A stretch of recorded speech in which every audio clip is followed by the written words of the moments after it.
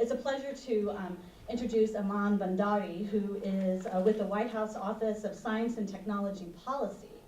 And he works on healthcare strategy and policy at the intersection of technology and innovation.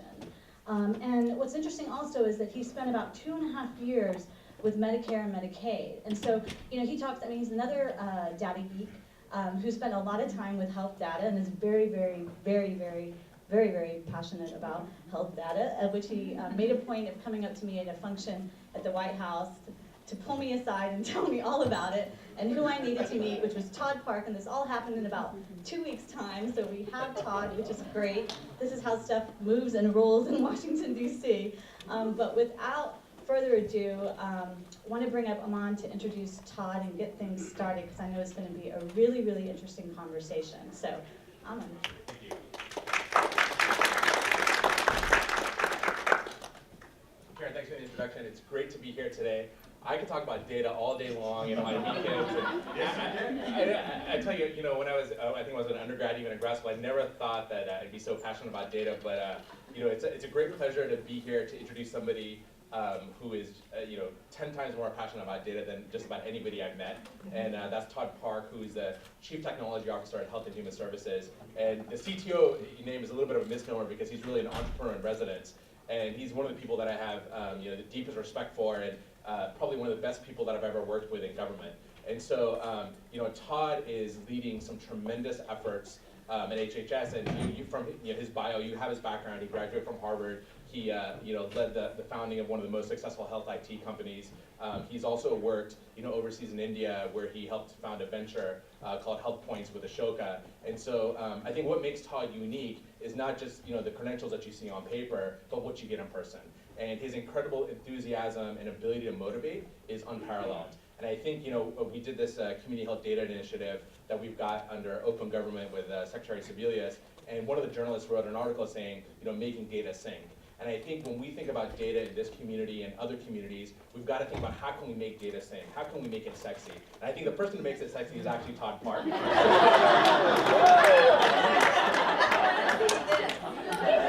So it's a huge honor to introduce him because his ability to motivate and get people to see data in a creative and unique way is something that we need. And I think it's especially important as we do outreach to communities. And one of the things about Todd is that he not only reaches into the data in a very detailed way, whether it's running something like, you know, healthdata.gov and the Community Health Data Initiative, and understanding, you know, payment mechanisms and things like that, but also in terms of outreach to the community. And so he was also the leader of the healthcare.gov portal, which is probably the most public-facing aspect of the health reform bill. And I think so, thinking about the connection between, you know, the data itself and the technical aspects, but also the outreach to community and what that means, and what that means in terms of design, and what that means in terms of communication. And so I'll stop there because you should be listening to Todd and not to me. Thank you very much.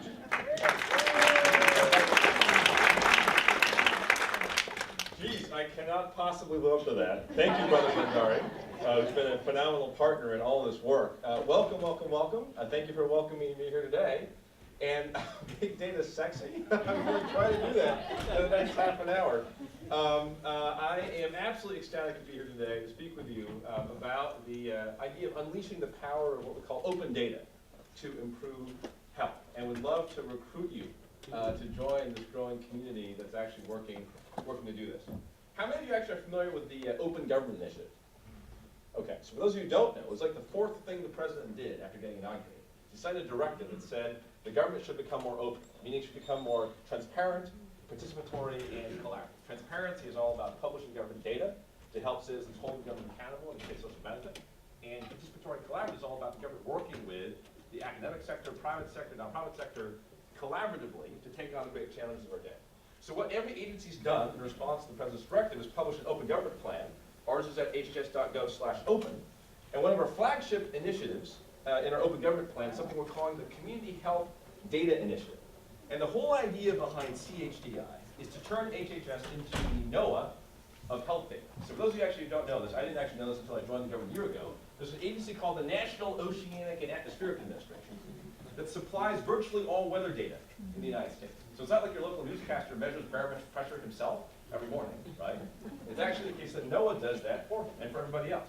It collects data, huge amounts of data about the weather, and then published it online in machine-readable format, downloadable, so that anyone can pick it up and use it free of charge without intellectual property constraint. And then a whole bunch of innovators outside NOAA turn it into the Weather Channel, weather.com, let you newscast, iPhone weather apps, weather research, the sheet in your hotel that says it's going to rain tomorrow, so be prepared to do stuff indoors. All that stuff is done by people who aren't NOAA. A whole panoply of innovators who take NOAA's data and turn it into applications, insights, products, and services that benefit the American public in a massive way and make weather data pervasive, coming at you from every direction, helping you lead a better life. So the idea behind the Community Health Data Initiative is to actually do the same thing with health data, right? To create the same kind of revolution of innovation and use of data that happened when NOAA released weather data, or the military released GPS data, or the SEC released range data. Do the same thing with health data, leveraging the just unbelievable amounts of data that HHS has spent tens of billions of dollars over the years compiling. So that's the basic idea. So what we did was on March 11th, we convened a small group of innovators, 45 of them, at the Institute of Medicine and said, is this the dumbest idea of all time? Or is this actually a pretty good idea? And the group that we convened actually had two prominences. One group of folks, people like Don Berwick or Ed Sonic, who are just deep health rock stars, right? Who've forgotten more about healthcare in the last 10 minutes than I'll learn for the rest of my life, right? The other group of people, the other group of rock stars, people like Tim OReilly. You know who Tim OReilly is? Tim OReilly actually is not the George Washington of the web, but maybe the Thomas Jefferson of the web, right? So he helped popularize the World Wide Web.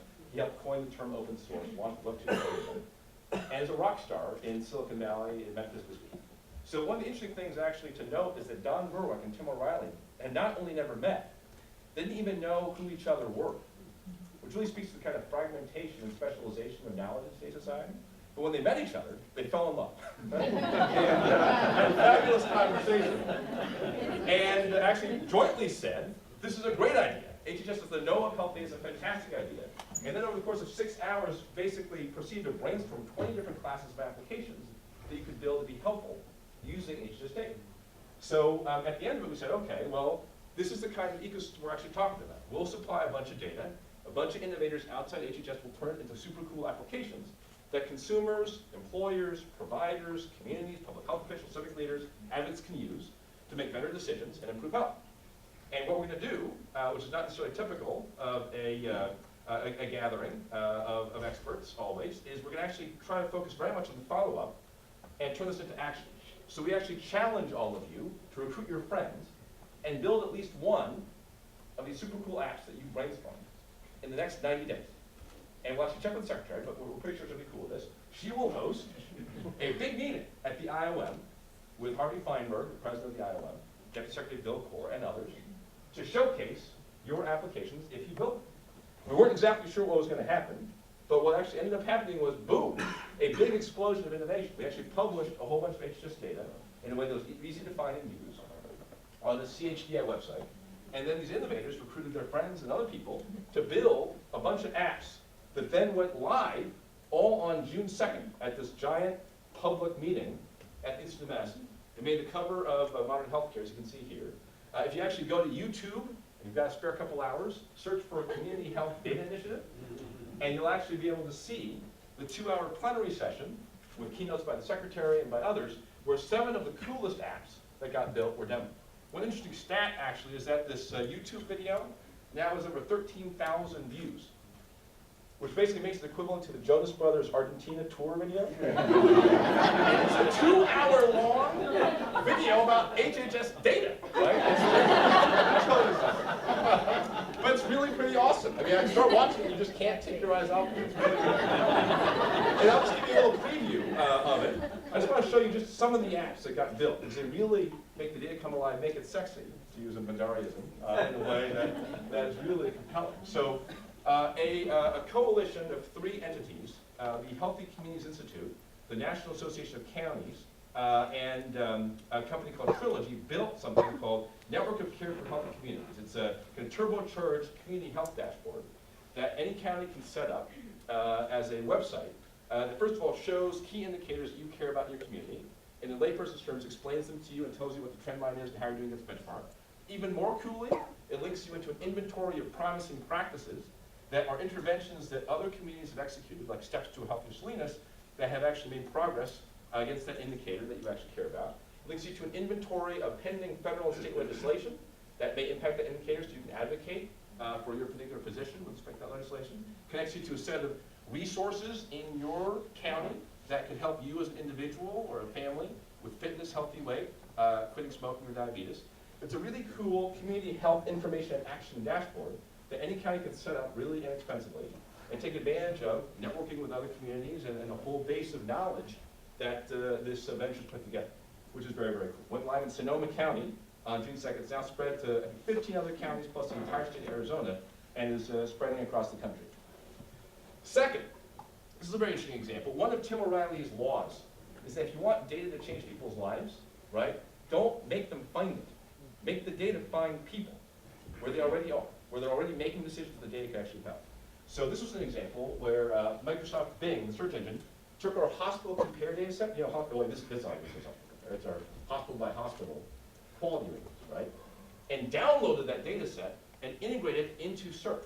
So as opposed to actually Americans having to know that there's a hospital compare website at HHS that they have to find and use, instead, whenever you type it in, say, New York Presbyterian Hospital in Bing now, it will pull up in the primary search result the patient satisfaction rating with that hospital versus today.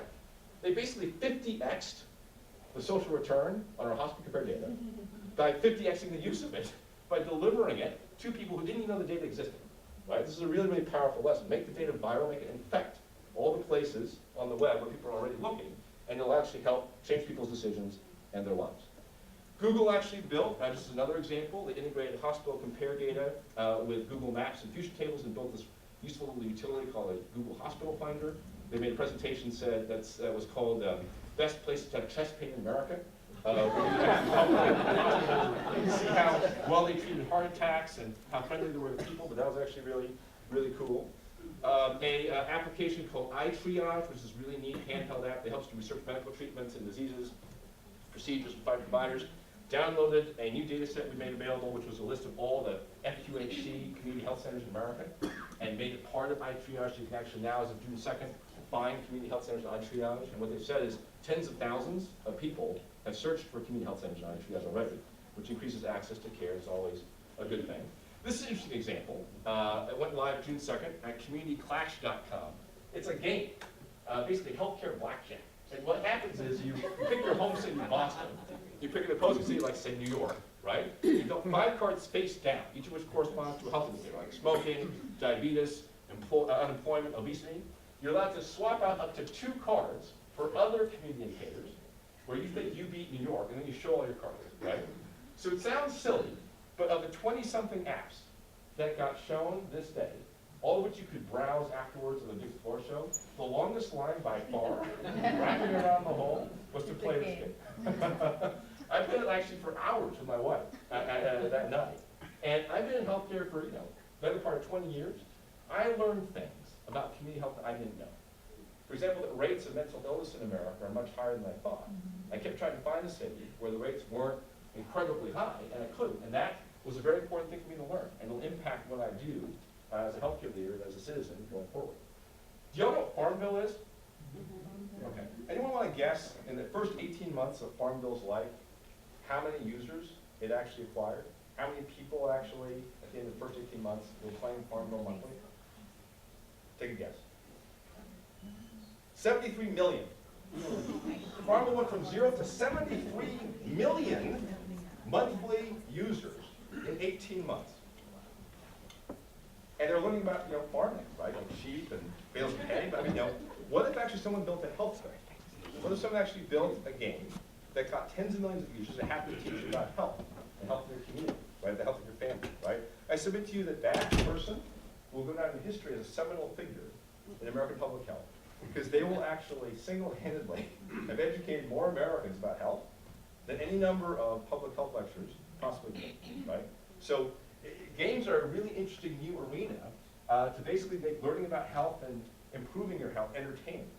There's a lot of really incredible work being done here, and this is actually just one example. Finally, just one final example I just wanted to tee up, as mapless. So this is actually one dude, David Van Sickle, in Madison, Wisconsin, and he had this brilliant idea. He attached a GPS device to an asthma inhaler and linked it to a web app. So every time you use the inhaler, it records the time and place of your attack. So you can actually see a map in place and time of where your asthma's happening. And there's a study about to come out that shows that in the target population, this increased asthma control levels by 50%. Because you can suddenly start seeing that all your attacks are happening at work. Or Tuesday morning when you walk past the cement plant, right? You can also anonymize the data and contribute to a map so the public health officials can actually see that, you know, when the weather is X, right, that on certain days, the cement plant in a 5-mile radius leads to a lot of asthma attacks. And so it's a really interesting example of crowdsourcing data to provide to the community in a way that helps improve health. And the punchline in all this stuff is that the government didn't do any of it, right? What the government did was actually make data available and provide a convening, right, which actually was responded to by innovators building incredible applications, leveraging platforms and knowledge that they had to do stuff that was just incredible in less than 90 days. And just a small taste of what is to come. So we're very, very excited about this whole idea of HHS as the know of health data. And we're now taking it to the next level. We launched on June 2nd something called the Health 2.0 Developer Challenge. You can actually check it out at health2challenge.org. But basically a website run by an organization, Health 2.0, where any government agency, foundation, or company can issue a public challenge. Someone build the best app that does X, I'll give them a prize. 13 challenges have been issued to date. An example actually is we issued a challenge around our hospital and dialysis center care data, saying who can build the best app that makes this data come alive on a mobile app or a website to actually help people make the right decisions with respect to where to get care. We launched Healthy People, as I think everybody knows, right? Healthy People 2020. A couple weeks ago, we issued a My Healthy People Challenge, public competition for developers to build the best application that allows people to customize My Healthy People and have it their way, right? To pick the indicators they actually care about, be able to match it up with other information, link to best practices, link to other people who actually care about the indicator, and create basically your own personalized Healthy People dashboard. What's happening is that hundreds of developers are signing up to compete in these challenges. I think close to 400, 500 at this point. 95 different teams, actually from around the world, as far away as India and Germany, building these applications, competing for prizes and recognition and the chance to contribute to meaningful causes. So that's actually been a really interesting phenomenon and something I understand that folks here may be interested in formulating as well in terms of a challenge to issue to the developer community on issues in the Asian American Pacific Islander community. Just to illustrate kind of cycle time, these are typically done for a period of no more than 3 to 5 months. So the first 6 challenges were closed out with winners celebrated October 7th, just a few months after June 2nd. And these are some of the sponsors who actually awarded prizes to the challengers. In addition, there's this growing phenomenon called the Codathon, Health Data Codathon, which Amon's been an instigator of in the field. But what's happening is that different entities around the country are convening hackathons or codathons, where people actually are invited to come together, scrub into health data, and build cool apps with the health data. This is actually a picture from the first such hackathon, which was held in Silicon Valley by a little company called HealthTap in October, actually late September, early October. And what happened is that they said, we've got a whole bunch of government health data, a whole bunch of other data related to health. We invite anyone from Silicon Valley to come in, check it out, and build apps together for a weekend. They invited, I think, friends who invited other friends, et cetera. They expected about 30, 40 people to show up, and 200 developers showed up. This time the labs are coding all weekend, building health apps. And what's actually interesting, kind of an unfortunate secret of the past with respect to Silicon Valley and health is that healthcare has never been regarded as cool by Silicon Valley, unfortunately, right? It's been actually regarded as the place where the third-rate engineers go to die. The really cool developers actually go to Twitter and Facebook and so on. What's happening actually in the Valley right now, it's still a little early, but that's kind of my hood, right? Because what I'm hearing is that thanks to things like the hackathon and Amon being so cool, right? Health is now becoming sexy in Silicon Valley. It's actually something that's being regarded as a place where cool developers should actually be. And that's a big deal, right? Because the only reason my companies were successful in my prior life isn't because I was a particularly brilliant leader, right? It was actually because I just happened to recruit the best people, right? What I learned is that if you recruit the best people, you win. And if you don't, it doesn't matter what your business plan is, it doesn't matter how good your financing is, you're probably not going to win, right? And so I'd submit to you that if you really want to build applications that change the world using health data, that the #1 thing you have to do is get the best developers, the best innovators, the best minds in the world to care and pay attention and link up with the healthcare rock stars to have like everywhere the Don Berwick Tim OReilly marriage happening, right? And at that intersection is where magic with data happens. So get the best people in Silicon Valley, metaphysically speaking, the Silicon Valleys of the world, to care about health and health data, and you will change the world. And that's exactly what we're trying to do. So also actually, on October 7th, in addition to celebrating lots of winners of health challenges at Health 2.0, we launched something called Blue Button. Have you heard of Blue Button? This is actually another really big deal. We're actually now extending the whole notion of data liberación to personal health data, not just community and provider data. So it turns out that two of the largest repositories of health data in the world are the Veterans Administration and Medicare, right? And what we did was we basically, through Blue Button, enabled Medicare beneficiaries and vets to download a copy electronically of their own data in human readable form. We did not think this was actually a terribly big deal, but it turns out lots of other people think it's a big deal because the private sector doesn't generally allow people to do this. I don't know why. Maybe it's because hospital systems don't want to make it easy for you to jump ship. Maybe it's because it's hard for them to do. But we find ourselves in the curious position of being a cutting-edge innovator in establishing the principle that it's not the government's data, it's the patient's data, it's the veteran's data, and they should be able to get a copy of it. And so we've done very little promotion of this. We just had a niche choker, and I announced it at a pretty geeky conference, Health 2.0 in Silicon Valley. We didn't really make a lot of it, really, in terms of a big deal publicly in the media. But to date, over 130,000 people have downloaded a copy of their own data, which is actually pretty amazing. And there are more and more companies that are actually taking that data and building the ability to upload it to a personal health record or application to help you manage your healthcare finances and make it really useful to you. So we're very, very enthused about where this is going.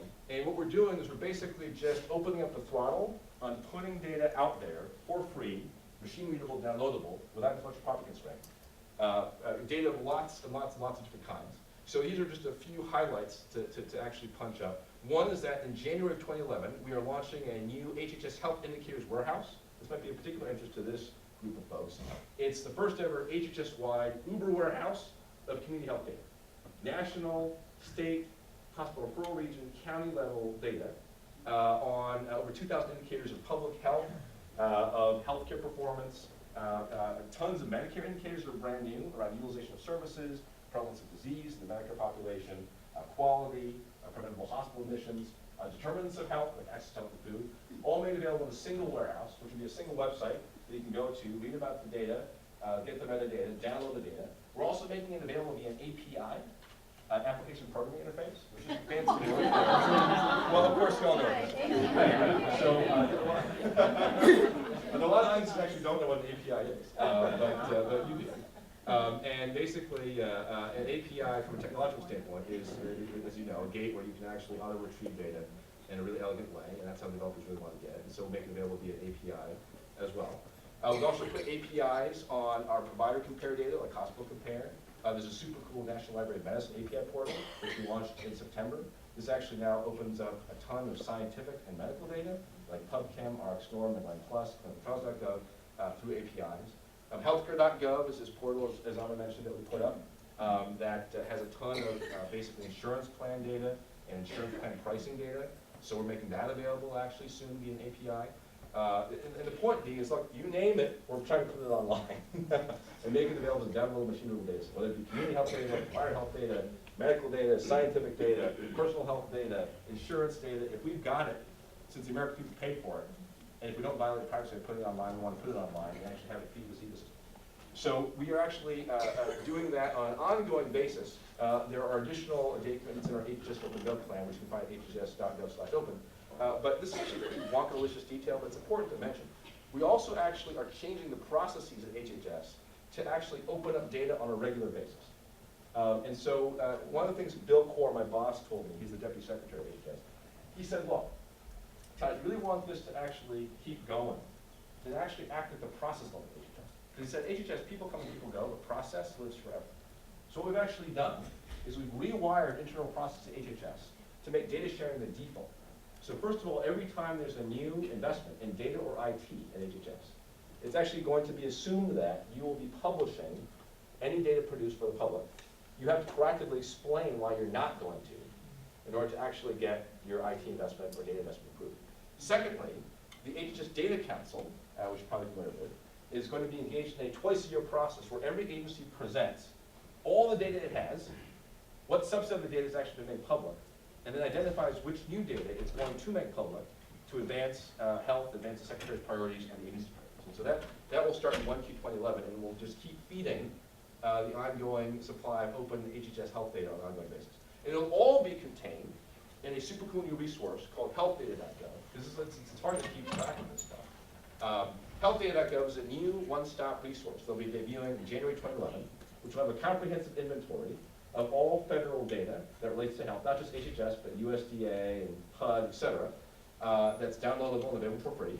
It'll have a virtual apps expo, kind of like a virtual online version of the June 2nd meeting, which will have super cool applications people built using the data that you can actually check out.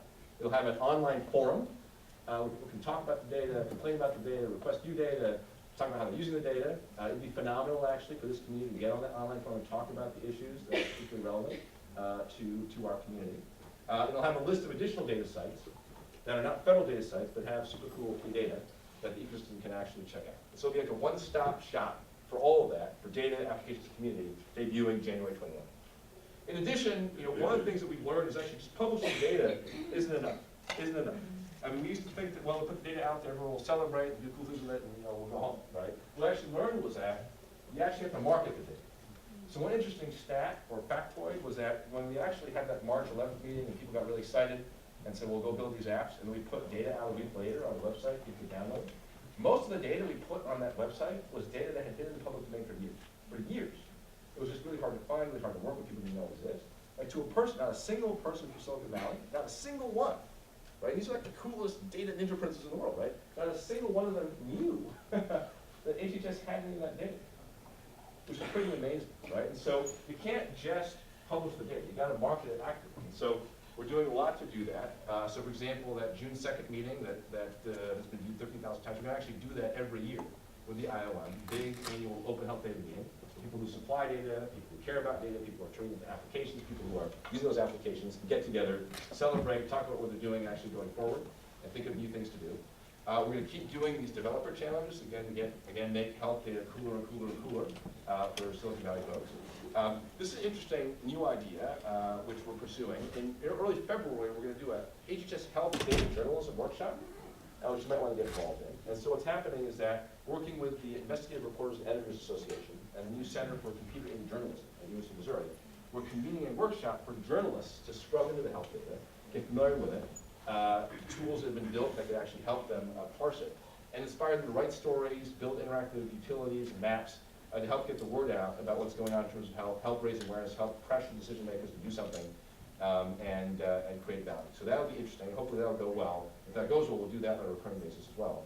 And then we're just doing all kinds of other things, sort of one-on-ones and one-on-10s and two-on-20s, in terms of meetings with people to get them excited about the data, get them interested in doing something. And the goal at the end of the day is actually for this not to be choreographed centrally or driven by HHS.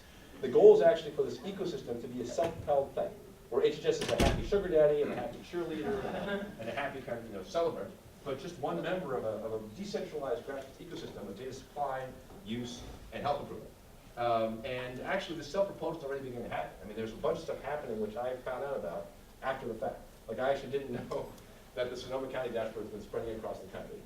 I didn't know actually until Amon sent me an email that iTriage says that tens of thousands of people actually search for community health centers on iTriage, and they're actually pushing that aggressively. There are new startups actually that have been started based on government health data, HealthPath and Doximity. Companies like Microsoft are building new features of super cool apps that they have that are powered by our data. Agencies like HRSA are building their own mobile apps to help you find health centers, et cetera. Actually, another interesting trend is increasing self-propelled ecosystem is private sector organizations are beginning to open up their data as well. So Gallup Healthways does this well-being index. So inspired by the Community Health Data Initiative, they've actually now agreed and put online to provide the well-being index data for the top 200 American cities and congressional districts and states available for download for free without much profit constraint. And there are more private sector sources of data coming online on the same terms soon. And so the whole idea at the end of the day is, again, to replicate for health what's happened with the weather, and to have a whole virtuous spiral going where more and more data comes online, gets turned into more and more applications by more and more people that benefit the American public. and to do so in such a way that really leverages the compounded ingenuity of the American people. One interesting other bits of wisdom that I actually got told once by someone was, no matter who you are, even for HHS, you have a budget of nearly $1 trillion a year, with tons and tons and tons of people who are very smart working for it, right? You recognize that most of the smart people in the world don't work for you, right? And if you really want to make something happen that's transformative for society, right, get those smart people to care about what you care about, and empower them and enable them to do the right thing.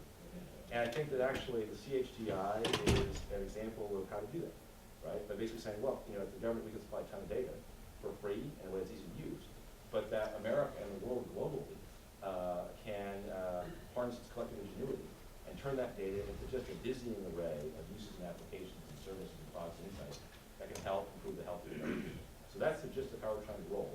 We're trying to create an ecosystem of innovation that does that. It's kind of amazing that this only got started 2 months ago. And it's proceeding at light speed, which is kind of exciting. Again, not because, you know, I'm pushing it at light speed. You know, it's because there's a ton of brilliant people who've come into it and got excited about it and are doing really amazing things to put data out there and turn it into useful stuff for America. So that's the gist of it. I don't know if I sort of talked overly rapidly. I'm so stressed out because we don't have time. Does that make kind of general sense, or was I totally incoherent? Okay.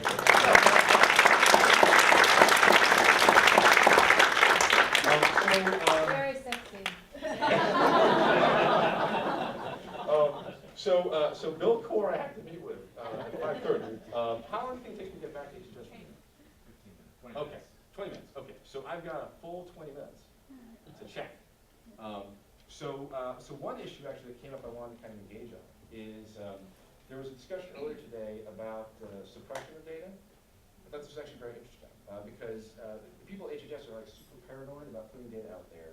If they don't think they've got a cell size that's large enough, right, and they think it's actually not significant statistically, they'll like suppress it, right? But I heard actually earlier today that there are some folks at least who say, come on, we're grown-ups, okay, we understand the data is a small cell size, right? But give it to us anyway because it's better than nothing. So at least we can maybe figure out how to parse it up and mash it up with other data to try to get something that's significant. Is that something that is a minority opinion, majority opinion? Would you rather not have the data, rather have the data? Give us the data! Okay. Data liberator right there, absolutely. I mean, is there an argument against doing that? I'm Myla Tololigi from the data mining community. I work for Buffalo and Cuddy. Looking at the HHS study, I'm very curious to find out, one, how you folks are handling Indian Health Service data, because the tribal sovereignty rights and access to tribal identified data, and the sovereign right of the tribe to not have their data released publicly. And how does that, as we as Native Hawaiians are entering and having conversations about access to Native Hawaiian data as a sovereign entity, or as a tribal group, or however it may be, or we move into, how will we handle the rights of our data that may be collected at the federal level if it's still aggregated into the larger either API, NHOPI, or in any circumstance in which we have a difference issue around sovereignty and control of information? How can we still engage in the process given issues around sovereignty versus free access and open data for everyone? Okay. That's a great question, and just forgive me if I ask incredibly basic questions. I've only been doing this for you know, a year. So right now, is HHS releasing any of that data?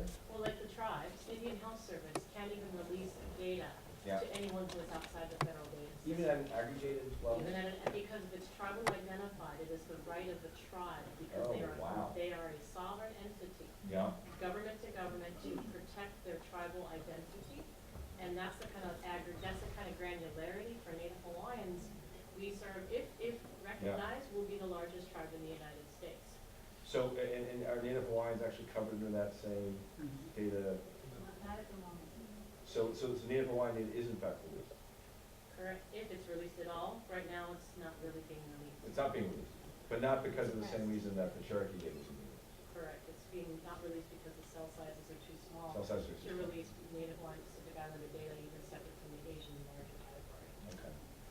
So one issue is basically small cell size. Another issue is that sovereign. I guess my first question is really about confidentiality, and because, I mean, working with DHHS data, how do you folks deal with the issues around the confidentiality, not necessarily of an individual, but Yeah. of a community, and a community's right to not be stigmatized. Right. Or held, like, to have research being done on their data that may say, oh, Hawaiians are all schizophrenic and therefore should be denied access to health insurance because of major risk factors due to a racial tone or something. I mean, like, how Well, do so- we protect group harm in Gotcha. releasing of public data?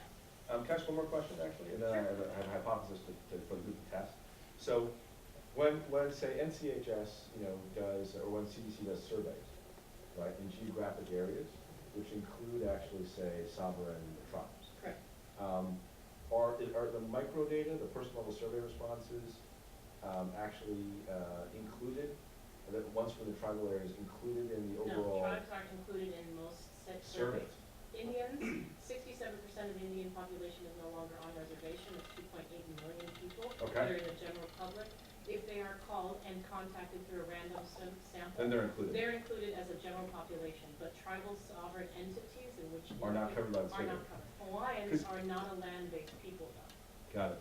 Well, so here's this is my kind of overarching question then, because I had an interesting conversation with an advocate for the tribal community recently, who actually was worried that the data that we were releasing would actually demonstrate that health isn't as good in particular tribal areas. And so one thing I wanted to follow up on was actually this question of what exactly is the sampling that we did, but it was kind of, I had kind of a completely different underlying assumption, which was that if there's a disparity, that's important to actually show, right? And we don't want to hide that, because people will actually want to see which parts of the country potentially need more help. Unless that community is then stigmatized and harm is caused to them due to that identification having a specific defect or disparity that may not simply be diabetes, but let's say it's alcoholism, Okay. or something, schizophrenia, or something that may I see. create harm against the population. I see. And this is the case of the Havasupai tribe and the research around genetic testing for schizophrenia. Yeah. And other things that have come about around protection and the way that data is used that can harm people. With open source data, liberating data is important. Our talk was just on liberating data. Yes. But at the same time too, we have to understand that there is the potential Yeah. of harm if data is misused. And what are the kind of conversations that could be held so that we can have open data while still ensuring that communities are not harmed by the use of that data? Yeah, okay. That's a great question. I mean, I would say, that, at least from what you've just told me, and I'll do additional research, it sounds like actually HHS is, with respect to the tribal issue, kind of erring on the side of keeping it all inside, which may be the right answer. But I think we should just have actually have a conversation about that, and then talk about the pros and cons. Because I think that disparities are a really important issue, and the Secretary is personally championing attacking disparities and trying to close them. It's hard to close a disparity if you don't know it exists. I mean, a lot of what these journalists want to do is actually highlight disparities. For example, I remember one actually signature moment in the martial arts was, I think Ed Sonic was like casually reeling off the fact that infant mortality among African American babies is like double that of white babies. And like all the Silicon Valley was black. And it's, well, of course you know that infant mortality is much higher among kids. No, I didn't know that. That's a scandal. That's crazy. Why is America furious about that? And it's, I thought everyone knew. And it's so guys, we didn't know.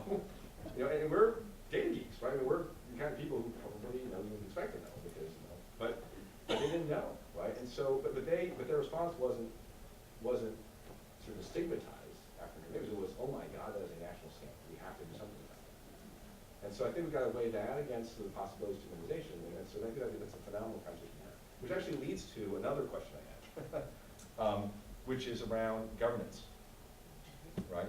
So, as people who have sort of been swimming in data and live and breathe data, right? And live and breathe these data for the public good, right? How would you think about governance of something like this? Right? Because its very power is that it's actually decentralized, right? But at the same time, it's probably not a community that shouldn't have any kind of governance at all, right? So are there kind of pieces of advice, suggestions, best practice guidelines, or thoughts or models you have about how you would actually bring some kind of governance that helps the community blossom in the right way without overly centralizing management of such a community? Were you asking a question? Yes. Oh, I'm sorry, I had a question, go ahead. Oh, okay. And I don't have to get the answer now, but you know, I mean, yes. Well, I'm sorry to be the one to keep talking. That's but great. Doesn't CDC already have a process in which anything that is written using CDC data has to receive clearance through the CDC Yes. process?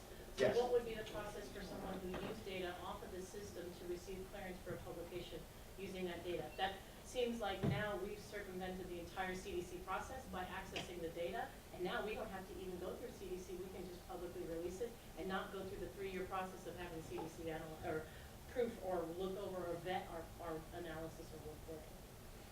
So there's a governance process for what CDC will actually collect, right? In terms of the data that we're actually publishing, right? You know, which is not person level data, except the blue button in there. We're not releasing it to anyone other than you, right? You can get your own data, but no one else can, right? So in general, the data that's being liberated is aggregate data, or data that doesn't relate to persons at all, like public capital. Right? So I mean, the conditions in which we're making it available are it's free, and it's made available without intellectual property transparency, without data use. And so anyone can do whatever they want with it. We think that's actually important to make sure that we don't kind of stifle innovation or make use of it. You know, but one interesting point that's been raised is that the people that actually are using this data, gathering this data, have a huge appetite to learn more about it and learn how to properly use it, right? And so there's this phrase that we call health meteorology, right? It's a discipline that's actually, I think, going to be in growing demand. I wonder if there's a mechanism via which you know, the people who know the health data incredibly well, right, can be connected with people that actually are working with the data in the community. Maybe it's the online community, actually to learn more about the data, be taught more about the data, teach about the data, so it's used effectively. Maybe you guys already have some system like this and it's connected to the sort of approval, but could you have starting with varying levels of like a blue ribbon way to use our data and like a medium level way and a really bad example way, so that folks could like strive to be at the blue ribbon level or some way where folks are actually meeting a threshold that folks will go, oh, this is really valuable, really big as new person. Well, one of the things actually we're doing is this virtual expo, where it's a kind of inventory of uses of the data. It's not necessarily comprehensive, but it's going to be part of the healthdata.gov community. And one of the things we've actually been debating is whether or not to turn rating on or off. As examples, like whether we should let the community actually rate. Right? I mean, actually, what you just said, maybe reasonably, maybe we should turn on rating, so that the community can actually vote on what they think the coolest uses are, or vote down the ones they think are like not totally cool at all, or something in between. That might be actually interesting. Because I think for our communities, there's sort of two fronts. There's letting people use the data, but also the federal government is a place where really good models of the way data should be used and qualified. So that you have both open data anyone can use, but also examples of really good data the federal government is using.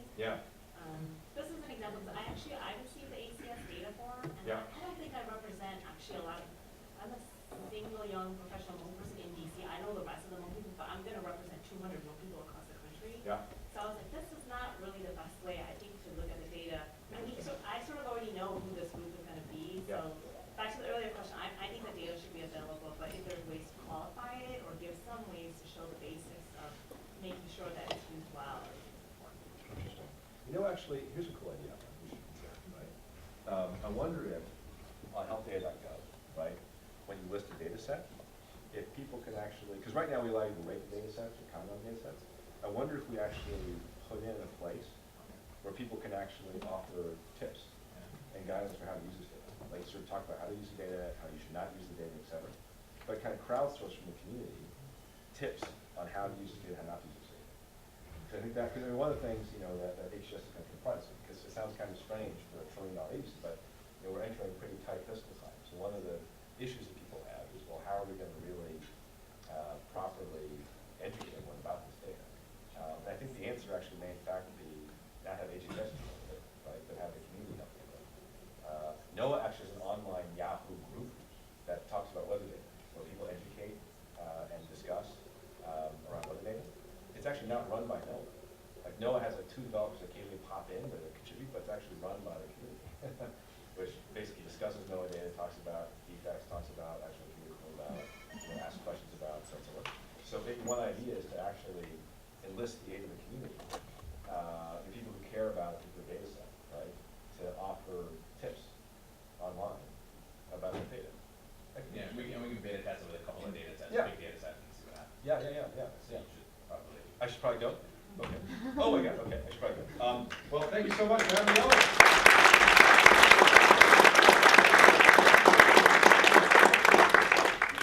I would love to follow up with, on the challenge, I think. Yes, What you want to talk so about. before everyone goes, please don't move just this minute, 2 minutes of your time. We wanted to make an announcement, and Audrey is passing around, thank you, Todd. Oh, bye. Okay, and I'm gonna make sure that I'm doing this right, so if you can just hang around for 2-3 minutes. We're passing around some index cards that we ask you to hold on, and we'd like to have you turn them in tomorrow. But first, I'm not gonna actually pose this challenge to you. I'm actually gonna just give you a little bit of background information, which is, one, we are planning this exciting economic summit in Silicon Valley, January 7th, with Asian American,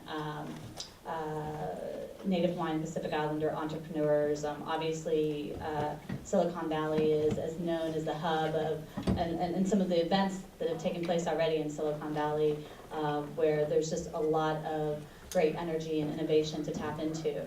So as a part of our effort within the initiative, and this really came about focusing on all the concerns around economic recovery and making sure to get information out to our community about all the efforts that the administration is doing to support small businesses, to support entrepreneurs, whether it's the National Export Initiative that Secretary Locke, our co-chair, is pushing, to trade issues, to tax credits for small businesses. You name it, we're going to be talking about it at this economic summit about 500 of these entrepreneurs, and then we hope to be taking something similar on the road to other cities.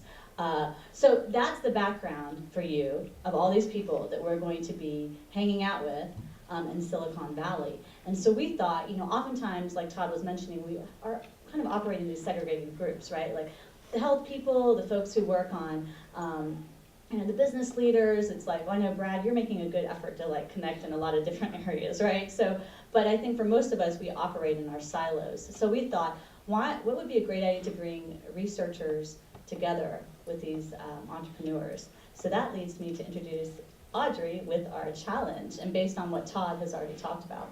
Audrey? I think you could probably hear me. I'm a loud talker. So here's really the deal. We just went on the sexy data train. That's really why we wanted to post this challenge to you. But when we heard Todd Park, we got all excited about this My Healthy People challenge, and we immediately thought, how can we plug into something like that? And to be honest, I went home and stayed up until like 2:30 in the morning researching these challenges and challenges.gov, and I came across this really cool application kind of on the side that these New Zealand developers made for smartphones.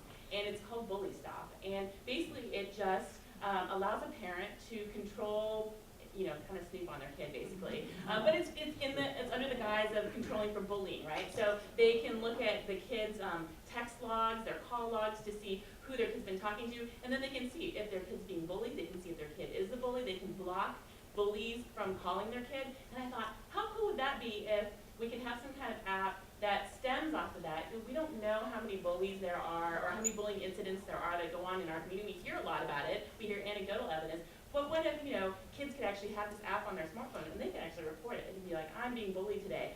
This is just a crazy idea we're thinking about, and we thought about it based on the asthma inhalers. So then we thought together, let's do a challenge. Let's put something on challenge.gov. But obviously we're not the experts on the cool things we can do with data. And I'm only thinking in this small lens of bullying because we've been talking a lot about that in our office. But we want to post. So it's a twofold challenge. The first challenge is to you. We want you to come up with something that you'd like to see. Think grandly, think wildly, think in every different area. And you only have till the end of the conference tomorrow to do it. So get on the phone tonight, call your friends and think about it. We're not asking for parameters and guidelines yet.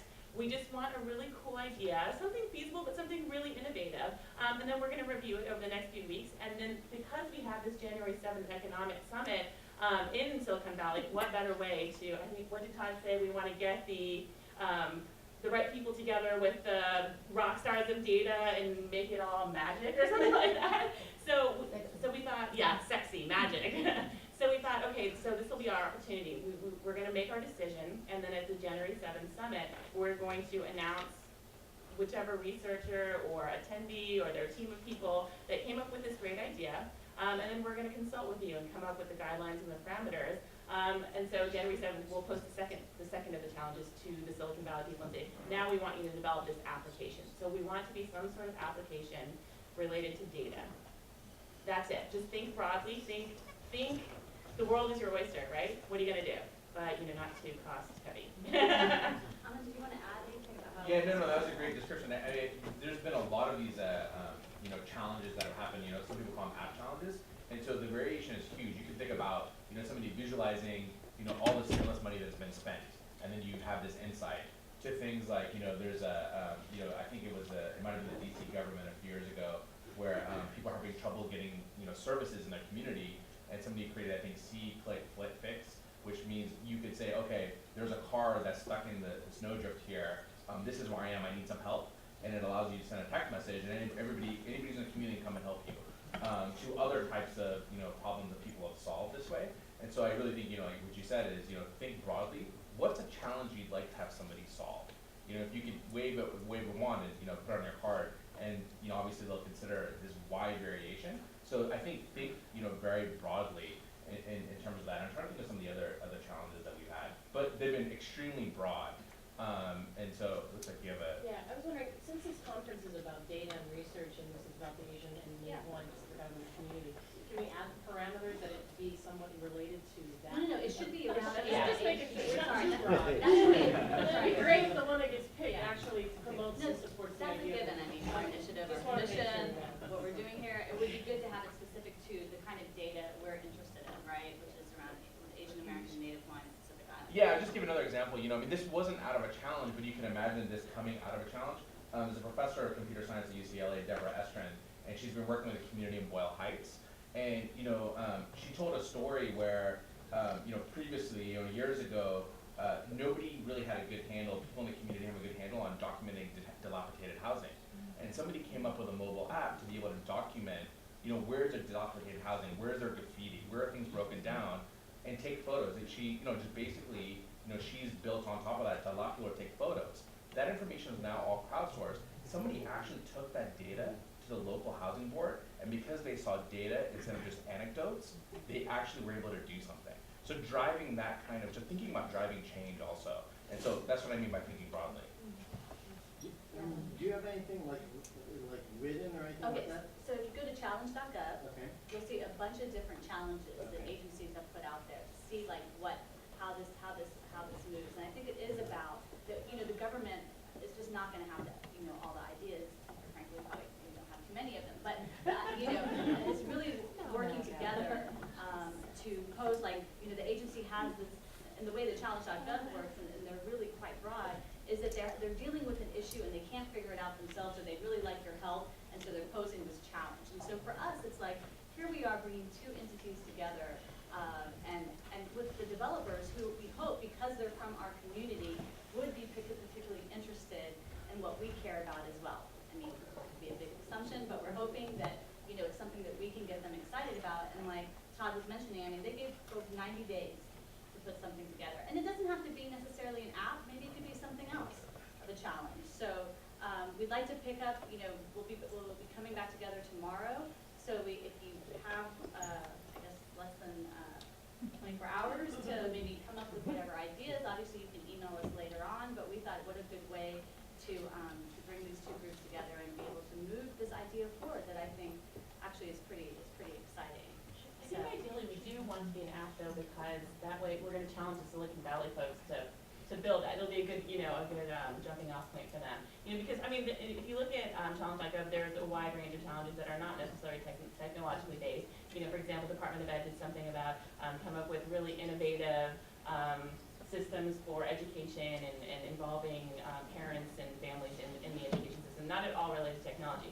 But I think if we can relate it to technology, it's going to be a huge sell at the Silicon Valley meeting. I know it's been a long day. I know you guys are ready to get out of here. So we will see you back. Yep.